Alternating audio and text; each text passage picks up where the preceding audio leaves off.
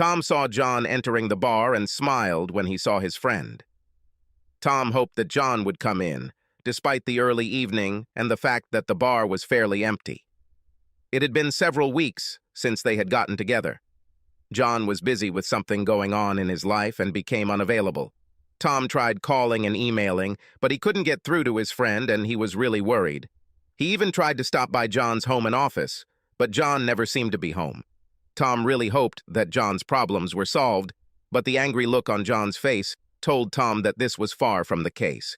Tom stood up to shake hands, but was suddenly thrown to the ground by a vicious right across from John to the jaw. Tom's head bounced off the nearby table as he fell to the floor. "What the hell?" muttered a stunned Tom, spitting out a bloody tooth. John stood over him, ready to hit him again. "You're a fucking bastard, you knew. You and your wife were laughing at me all this time because you knew. I bet you both got a huge kick out of how trusting I was." The rapid swelling of his jaw and the numbness of what was most likely a concussion made it difficult for Tom to concentrate. Tom didn't understand anything his friend was saying because it all made no sense to him. The only word that came out of Tom's lips was, "What?" A flurry of blows followed on Tom's ribs and legs.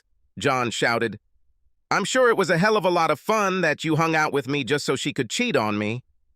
Hey, buddy, let's go to my father-in-law's cabin for the weekend. Hey, buddy, Emily bought us tickets to the concert you've been dying to see, which is only 3 hours away, so we need to stay the night. Any bullshit excuse to get me out of the house and out of this area so she can have sex with that creep? I should have seen this coming, but I never thought you would do this to me. I have no idea what I did to make you hate me so much to help her cheat on me, but not only are you a shitty person, you're also a shitty friend." By this time, several bar patrons had grabbed John and began to pull him back.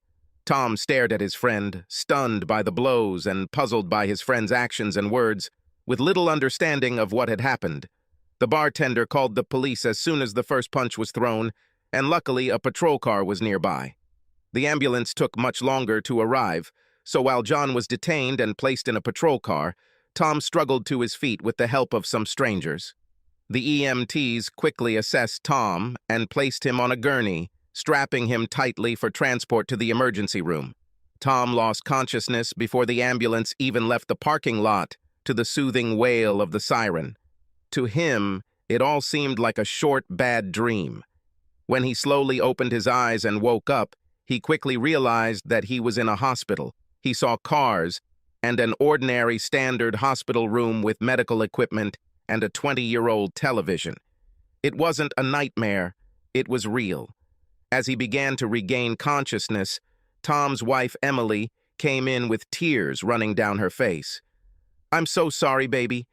I wanted to be here when you woke up, but I left to call your parents and tell them you were okay.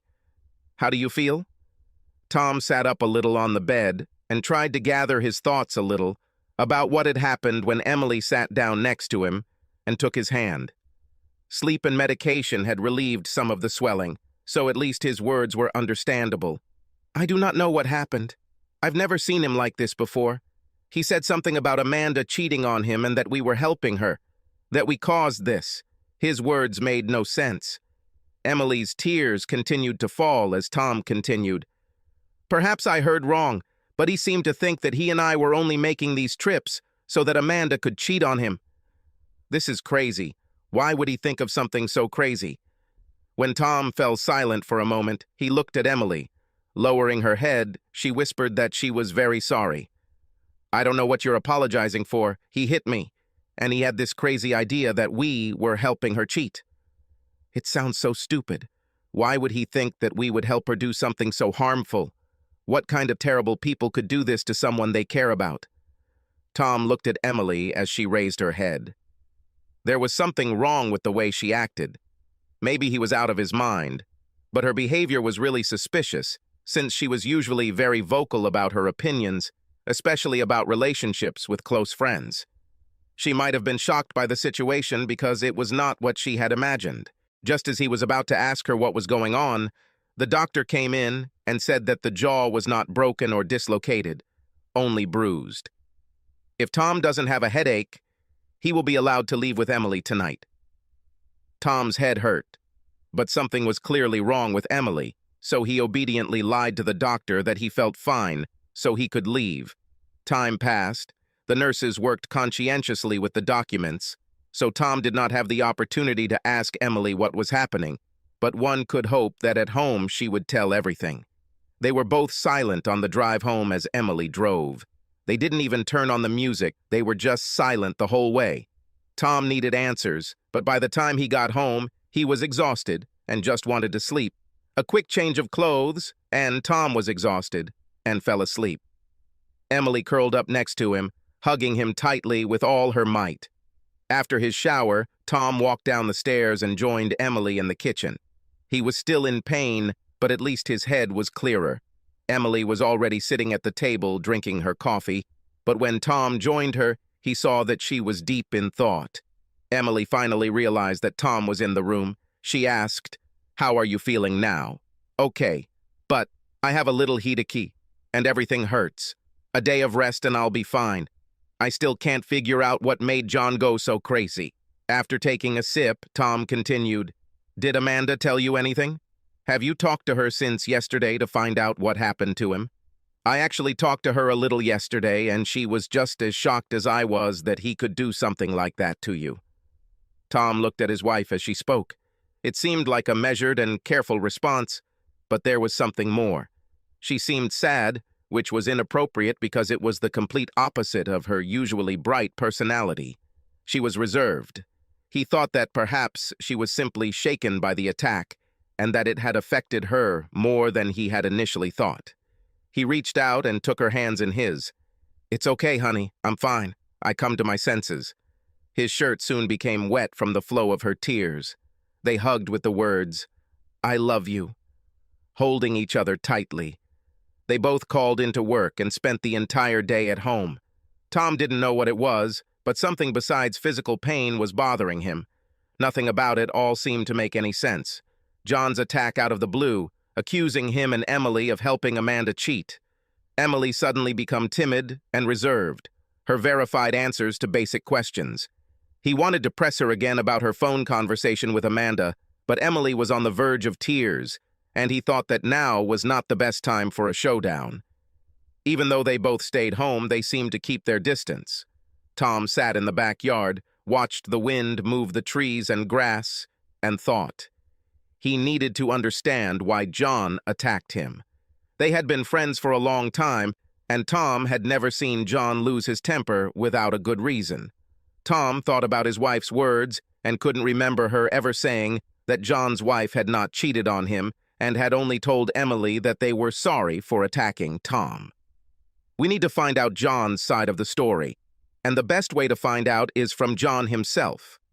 Although there was a risk that John might attack him again, it seemed like the most direct way to establish a basic understanding of what had happened.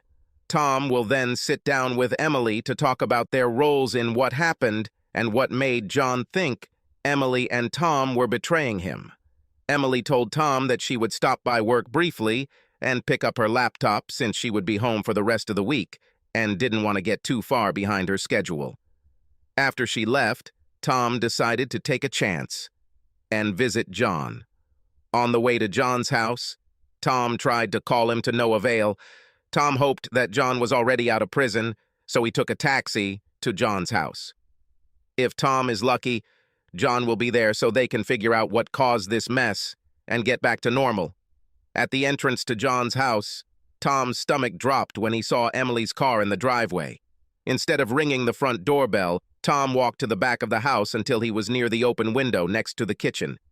He stopped when he heard Emily talking to Amanda. Emily was no longer silent. She was clearly furious. "John overheard me talking about setting up a date and having your back for me." He heard a conversation that was clearly not intended for him.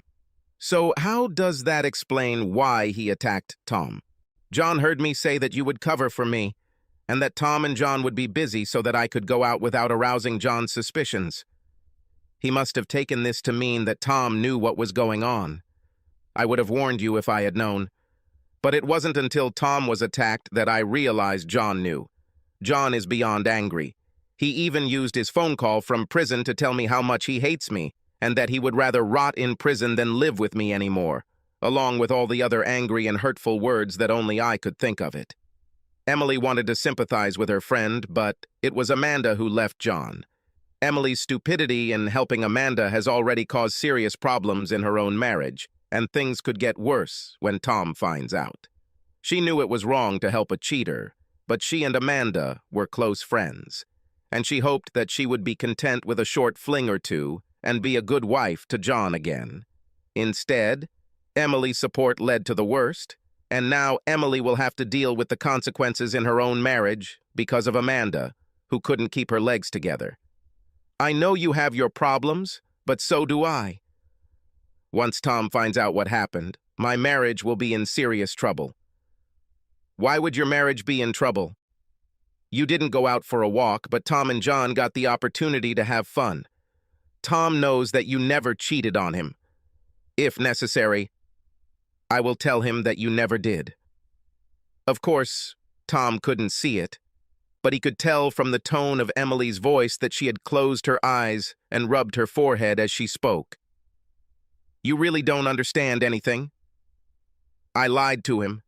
I helped you scam his best friend. Because of me, his best friend attacked him.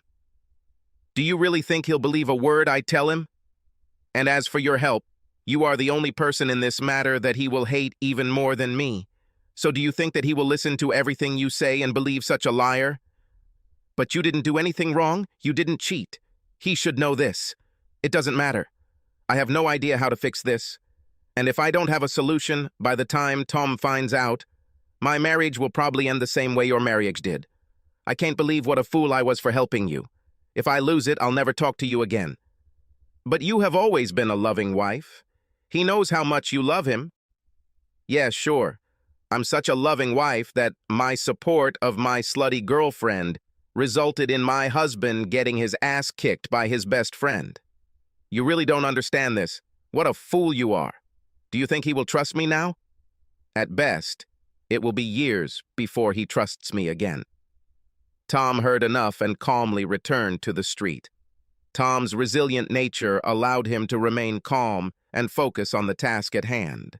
While waiting for a taxi, he realized he needed to start setting things right. But first he needed to make sure he had all the facts.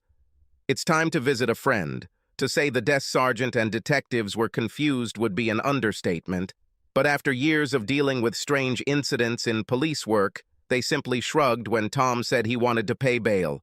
They smirked at John's look when he saw Tom pull him out and laughed openly when Tom told John to just shut up until he was told to talk. Confused, John followed Tom and silently got into the car. After Tom gave the driver the address, they sat in silence until they arrived at the crime scene. The same bartender was on duty. He was nervous and obviously afraid of trouble, but Tom quickly calmed him down, asking for a bottle of Glenmorangie Signet, 2 glasses, and to be left alone as they moved to a corner booth. Tom poured a generous portion into both glasses and pushed it towards John. They both drank and exchanged "fuck you" as a toast to the first drink. Tom looked at his friend. I didn't know about this setup. I just wanted to hang out and have a good time with you, and they used our friendship against you. They knew I would never agree to this, so they started their shitty scheme without me. John looked at his friend carefully. They had known each other for so long that he could always tell when Tom was talking nonsense, and so, from the expression on his face, it was clear that now Tom was being honest. Once the initial anger had passed and he had cooled down in prison, John was able to think rationally, or at least reasonable about what Tom told him. She tore my heart out, and your wife helped her. I gave our marriage everything I had, and it was a waste of time because she chose to follow some strange man into bed. Tom refilled the drinks and simply listened to his friend while John expressed his frustration and anger about his marriage. When the whiskey and verbalization of the event eventually calmed John down, he was able to apologize for the attack. I probably should have talked to you first, but I couldn't help myself. Finding out that my marriage and my friendship was over made me feel out of control. As much as it killed me that she cheated on me, the thought of you stabbing me in the back was even worse. Cheating was bad enough, but the thought of you laughing at me hurt even more. I'm really sorry. Tom grinned, sipping his whiskey. It's okay. I probably deserved it for having sex with your sister sometime during the Christmas holidays. How did you find out she was cheating? John shook his head. Very stupid. A few weeks ago, I thought something was wrong in my marriage, so I started to pull away. I eventually came to the conclusion that she must be cheating, so I prepared to hire a private investigator. But while I was at work, my phone started showing video and audio from the Ring camera on the front porch. Her motion sensor went off while Amanda was picking up an Amazon package while talking on the phone and making an appointment to have sex with someone. She said that you and Emily could help her just like before. It didn't sound like you didn't know what was going on. It sounded like you were actively participating in the deception. Tom stared at him, not believing his eyes. 2 marriages died because your wife couldn't close her legs and forgot about the camera. So Emily cheated too. I hadn't thought about it, but it makes sense that she would do the same thing she covered for my wife. Actually, I'm almost convinced that Emily didn't cheat. I heard them talking before they picked you up, and that convinced me that she wasn't out for a walk. So, if she didn't cheat, why do you want a divorce? Maybe it would be easier to forgive her if she slept with someone else. What happened is even worse for me. The problem is not betrayal, but trust. Not only has she repeatedly lied to me about her actions and your wife, but she has used our friendship to cover it up in the most evil way possible and make me an active participant in the deception. How can I stay married to her if I can't trust her anymore and my best friend hates her? Trust can be restored. I don't trust my wife at all, but Emily loves you. Are you sure this is the end? I think so. Trust cemented by time is not stronger. It is weaker. People may forgive, but they never forget. I'm not going to spend the rest of my life hoping that in years to come, this will be just a faded memory. She knew what she was doing, and there was nothing she could say to solve the problem. It's time for me to leave and start over. John envied his friend. Despite all this, you will have an amicable divorce and you will both remain on good terms. I'll be trying to find a Mexican brothel so I can find Amanda the right job for her skill set and pay less child support. I am in awe of your ability to simply see life as it is. You determine your path and just live your life. Tom laughed. It felt like his world was ending, but he knew that in the long run, he would be okay. He went home and talked to Emily, but since she already knew what was going to happen, it would likely be relatively smooth sailing. She cried and begged for counseling, but she understood that he would not be able to come to terms with her behavior. It was out of character, and she knew it.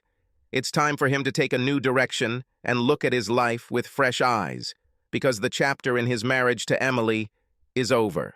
Subscribe to our channel so that your second chaff doesn't cheat on you, and go ahead and listen to the next story, because this story is nothing compared to the next one.